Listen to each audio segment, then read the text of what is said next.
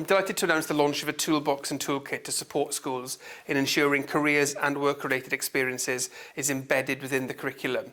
The initiative supports young people to develop an understanding of the relationship between their learning and the world of work, and about developing skills for work and life.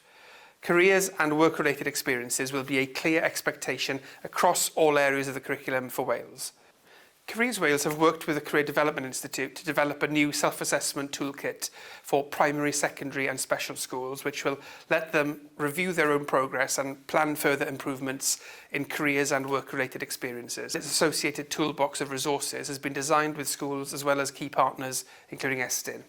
And I'd like to thank Careers Wales for their work in developing this toolbox and their ongoing support in implementation of the curriculum for Wales as part of our national endeavour for high standards and aspirations for all in education.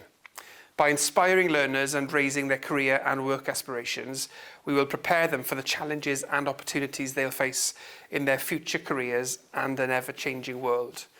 Guidance for schools on how to embed careers and work-related experiences across the curriculum was published earlier this year and can be found online within the Curriculum for Wales framework.